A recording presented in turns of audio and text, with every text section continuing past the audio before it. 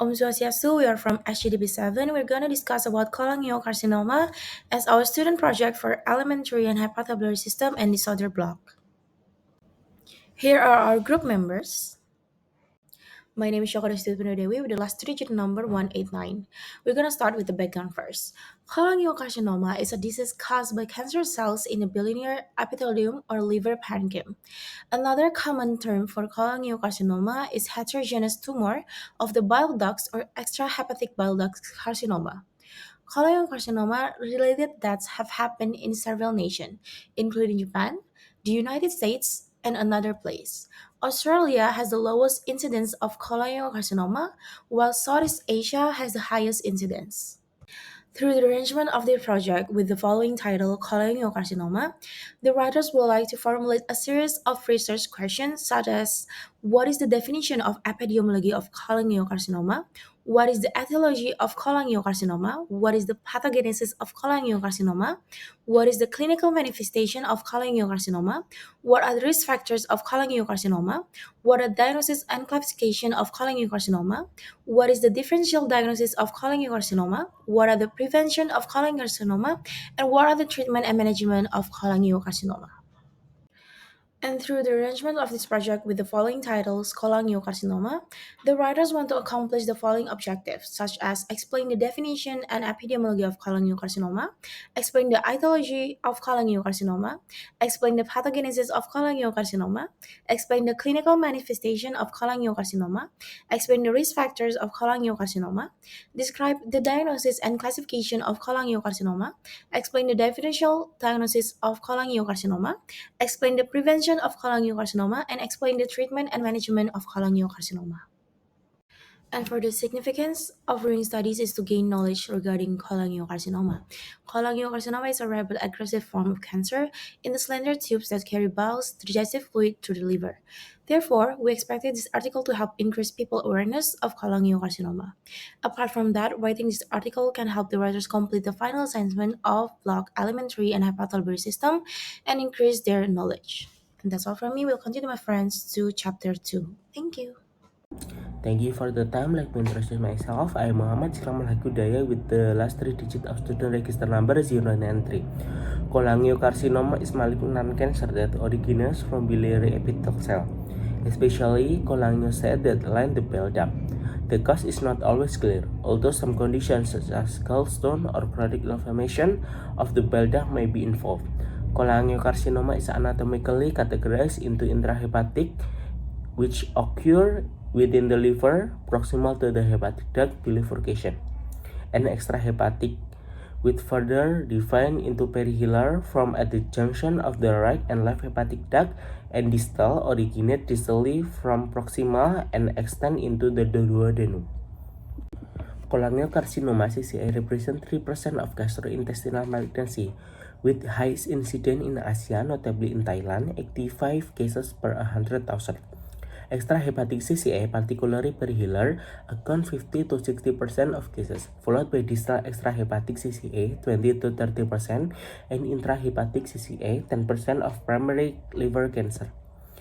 Patients with extrahepatic CCA typically show 10% to 30% 5-year survival rate, influenced by vascular infection and lymph node involvement. Intrahepatic CCA exhibit 5-year survival rate of 8.1%, with younger patients under the 60 showing longer median survival compared to the older patient. Thank you. Hello, my name is Natasha Pramatya Putri with your last student number 111. I want to explain about the etiology of cholangiocarcinoma. CCA is related to various conditions, but mostly the cause cannot be explained. It can influence genetical or DNA changes. In endemic region, CCA mostly related to liver fluk. It caused by infection of oncogenic trematodes such as Clonorchis sinensis, ovivarini, and Opisthorchis felineus. In other regions, CCA related to biliary tract inflammation such as choledocholithiasis, cholelithiasis, or primary sclerosing cholangitis. Besides that, other conditions can influence CCA such as cirrhosis, chronic pancreatitis, hepatitis B virus, hepatitis C virus, hepatolithiasis, hemochromatosis, diabetes, obesity, congenital hepatic fibrosis, and choledochal cyst. Okay, first, let me introduce myself. My name is Audrey. I start with the last three digits of student number is 142. I'm going to explain the pathogenesis of cholangiocarcinoma. The pathogenesis of cholangiocarcinoma is a multifaceted process characterized by the transformation of cholangiocytes into neoplastic cells, leading to the formation of various types of tumors. This transformation is driven by a combination of genetic and epigenetic alterations, chronic inflammation, cholestasis, and changes in the tumor microenvironment. Key molecular pathways such as NFKB and STAT3, along with genetic mutation and epigenetic modification, play significant roles in this process. The tumor microenvironment, composed of neoplastic cells, stromal cells, and the extracellular matrix, further supports tumor development and progression through the production of growth factors, cytokines, and signaling molecules. A comprehensive understanding of this pathogenetic mechanism is essential for devising effective therapeutic strategies and improving outcomes for patients with cholangiocarcinoma. Hello, my name is Niputu Apsari with the last three digit of my student number are 058. I will continue the presentation to explain about the symptoms and also the prognostic about cholangiocarcinoma or CCA. The first one about the symptoms. Cholangiocarcinoma or CCA mostly asymptomatic during early stages. In case of PCCA and DCCA, the most frequent symptom is jaundice, underlying obstruction of biliary tract. But only in ICCA, jaundice is less appear and mostly associated with advanced disease such as abdominal pain, asthenia, nausea, malaise, anorexia, and followed by weight loss for an unknown reason. The other signs and symptoms may be caused by CCA, including dark urine, clay-colored stool, itchy skin, and fever. Okay, now I will explain about the prognostic of cholangiocarcinoma. The third type of CCA may have a different prognosis because of the different epidemiological trends. Once CCA has been diagnosed, the prognosis be determined by several factors, such as the site of carcinoma, whether it's in the upper or lower part of the bile duct system, the stage of CCA if it affects only the bile ducts or has spread to the liver or lymph nodes, and whether CCA has just been diagnosed or has recurred. That's all from me. Thank you. Well, thank you for the opportunity. My name is Putri Balkis Hansa Alhansa with the last three-digit numbers 136. Right now, I'm going to explain about survival rate of cholangiocarcinoma. Cholangiocarcinoma is associated with a bad prognosis because it's just a quarter of patients that could be treated through surgery. Then the 5-year survival rate for intrahepatic cholangiocarcinoma is quite low. It's just 8%. Meanwhile, for the extrahepatic cholangiocarcinoma, the rate is 10%. Then the survival rate of cholangiocarcinoma is varied based on several treatments. First, the complete removal of distal common bile duct tumor can cause 40%. And then the radiation therapy can extend lifespan to 30 months after tumor surgery fails. And then the combinations among stenting, chemotherapy, and radiation therapy yield a median survival of 17 until 27 months. Then the other combinations of surgery, chemotherapy, and radiation yield 24 until 36 months survival. Meanwhile, the combination between chemotherapy and radiation alone can enhance the survival to 12 until 18 months. Then for the post-operative 5-year survival rate for cholangiocarcinoma is between 9 until 18%. Next is about the staging system. This staging system is beneficial to make a good diagnosis for cholangiocarcinoma. For intrahepatic and distal extrahepatic cholangiocarcinoma, we can use the same staging system, and these are the 7th editions of the American Joint Committee on Cancer (AJCC) and the International Union Against Cancer (UICC) for both intrahepatic cholangiocarcinoma and distal extrahepatic cholangiocarcinoma. Each stage is based on the primary tumor and then regional lymph node and metastasis. Meanwhile, for perihilar cholangiocarcinoma, we can use the combination among bismuth correlate classification and tumor lymph node metastase or TNM and Memorial Sloan Kettering Cancer Center stage or MSKCC. And it's staged based on 8 factors. Those are tumor area, size, growth type, vascular involvement, hepatic lobar atrophy, underlying disease, lymph node metastase, and distant metastase.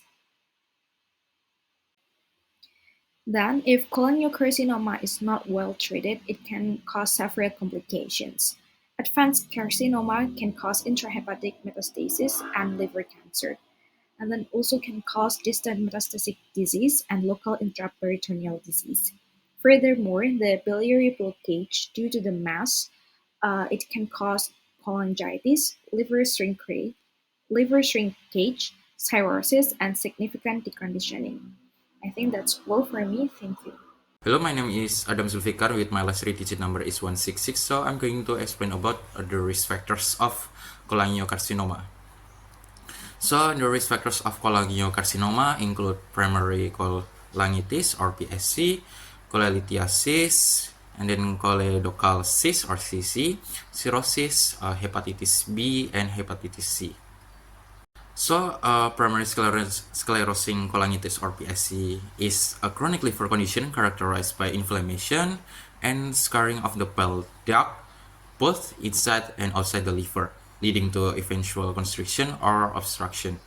Accumulation of stagnant bile can lead to the buildup of toxic bile acids, which can cause harm to cells and facilitate the development of cancer. So, cholelithiasis or gallstone, also known are the deposits that develop in the gallbladder and consists of cholesterol, bilirubin, and bile. Gallstone indirectly increase the likelihood of developing cholangiocarcinoma by causing long-term inflammation, damaging cells, and causing genetic changes in biliary system. Choledochal cyst or CC or biliary cyst is a structural abnormality characterized by abnormal dilatation of the bile ducts that can be present from birth or congenital or acquired later in life, and it specifically affects the biliary tree, which is the network of ducts that carry bile from the liver to the small intestine. The condition involves the expansion of the biliary tree, which has the potential to impact both the extrahepatic and intrahepatic segments. Cirrhosis is a condition where the liver develops fibrosis and forms nodules as a result of long-term damage, causing a disruption in the normal structure of the liver slopes. Fibrosis development in cirrhosis may block the passage of bile, resulting in biliary stasis, which refers to the slowing down or obstruction of the bile flow. Obstruction of the bile flow can lead to the buildup of toxic bile acids, which may accelerate cellular transformation and contribute to the development of cancer. Hepatitis B virus or HBV infection is a chronic and progressive disease that can be managed with medical intervention but currently lacks a definitive cure. Continued inflammation and the presence of HBV viremia in adults are associated with an elevated risk of developing end-stage liver disease and cancer. Hepatitis C virus or HCV is a type of virus that has a protective outer layer and contains genetic material in the form of RNA. It is spread when infected blood comes into contact with another person's blood. If not treated, 20% of patients will develop liver cirrhosis, and a portion of these individuals will advance to hepatocellular carcinoma. My name is Putu Cahaya Permasari with the last 3 digits of my student's number are 151. I will explain about the diagnosis of cholangiocarcinoma. Diagnosis of cholangiocarcinoma is a collaborative interpretation of signs and symptoms and also physical examination of the patients.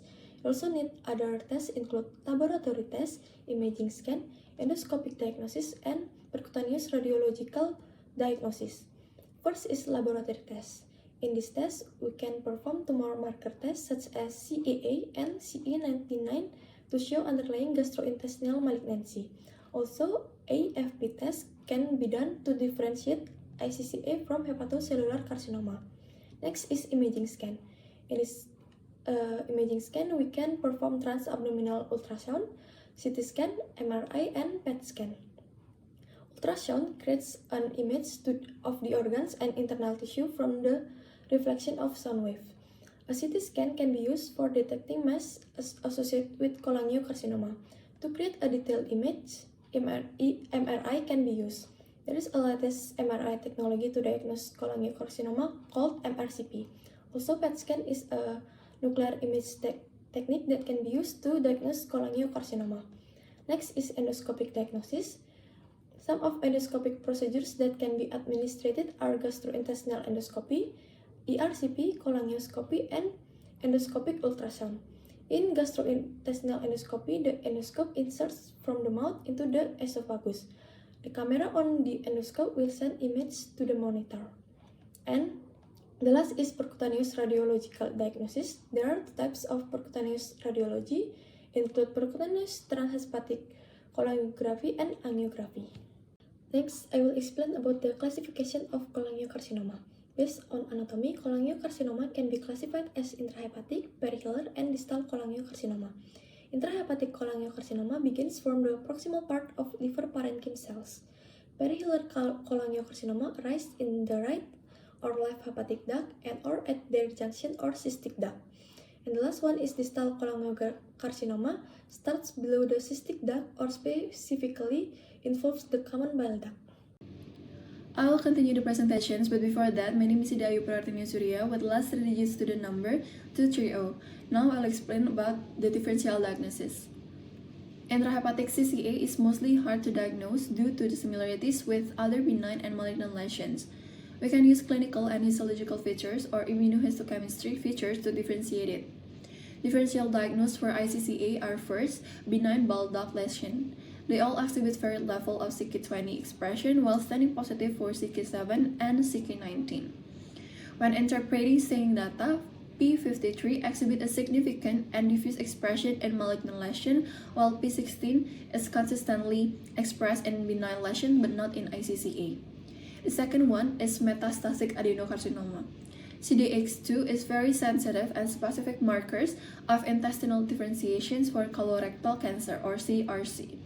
Unique AT-rich sequence binding protein 2 can be utilized as a particular marker for appendiceal and intestinal cancer in case when CDX2 is negative. Because CK7 positivity and CK20 fluctuate between positive and negative, it can be more challenging to distinguish gastric adenocarcinoma from iCCA. Estrogen or progesterone receptors, mamaglobin, and gross cystic fluid protein 15 or GCDFP15 are helpful markers to distinguish breast cancer. Based on the tissue expression of neuroendocrine markers, which are typically missing in iCCA, a differential diagnosis between metastatic neuroendocrine tumor and iCCA is made. TTF1 can be used for lung adenocarcinoma since it is constantly lacking in iCCA and expressed less frequently with a solid pattern. The third one is hepatocellular carcinoma. Differential diagnosis with hepatocellular carcinoma and iCCA is usually straightforward. However, a panel of immunohistochemical stain, which includes CD10, glypical-3, polyclonal carcinoembryonic, hepatocyte markers, and biliary cytokeratins can be helpful. The last one is epithelioid carcinoma. The intracytoplasmic vacuoles of neoplastic cell may resemble the mucin vacuoles of an adenocarcinoma, and the presence of a dense fibrous stroma may cause a false positive. However, to differentiate iCCA with epithelioid carcinoma are the consistently positive endothelial markers such as ERG, CD31, CD34, and FL11. That's all from me. Thank you. Thank you for the opportunity. First of all, let me introduce myself. My name is Niputu Cynthia Harum Pracetak with 3 last digit of student ID 018. So now I will present about the prevention of cholangiocarcinoma. There are primary and secondary prevention. For the primary prevention in healthy population, there are by promoting health and education, avoiding risk factors like primary sclerosing cholangitis, gallstone, liver disease, alcohol, and obesity, by adopting a healthy lifestyle, vaccination, and avoiding blood and inappropriate sexual relation. For secondary prevention is early detection, especially in patients with primary sclerosing cholangitis that can use bile samples, screening with CA19-9, and imaging examination like IRCP that can help monitor progress and minimize the complication. Okay, that's all from me. It will continue by my friend. Thank you.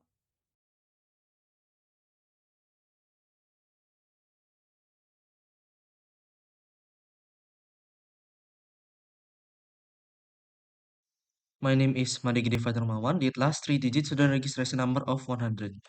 Treatment and management. Surgical resection is the only potentially curative option for cholangiocarcinoma, a cancer occurring along the biliary tree with intrahepatic ECCA, perihilar PCCA, and distal DCCA variant. But only about 20% of PCCA patients qualified due to advanced disease at diagnosis. The goal of surgery is a complete resection, which require a multidisciplinary approach to balance oncological benefits against surgical risk. External beam radiation therapy or EBRT and transarterial radioembolization or SIRT with yttrium-90 provide alternative for patients ineligible for surgery, maintaining quality of life and local control. Chemotherapy with regimen like gemcitabine and cisplatin is crucial for inoperable case, sometimes enabling subsequent surgery and serving as adjuvant treatment post-resection. Additionally, targeting receptor tyrosine kinase or RTKs, such as FGFR and EGFR, offers new therapeutic avenues with FGFR inhibitors and other RTK targeting drugs, showing promise in treating intrahepatic cholangiocarcinoma or ICC and other variants.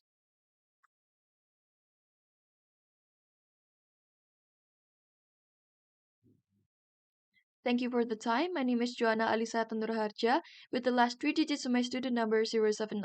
This time I'm going to explain about the conclusion of our student project. Cholangiocarcinoma or CCA is a malignant type of cancer of the cholangiocytes or the biliary epithelial cells. Anatomically, there are two types of CCA, intrahepatic CCA and extrahepatic CCA.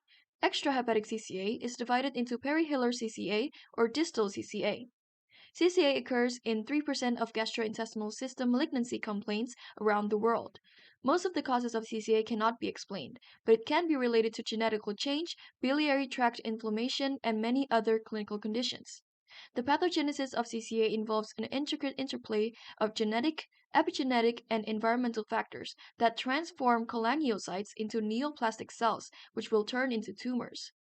During early stages, CCAs are asymptomatic, but some types of CCA mainly manifest as jaundice, as well as general symptoms of malignancy. Survival chances of CCA depend on the stadium, cancer site, and treatment. To help with prognosis and treatment studies, there are specific staging systems for each type of CCA. Intrahepatic, intraperitoneal, and distant metastasis, along with conditions caused by biliary blockage, are some of the complications of CCA.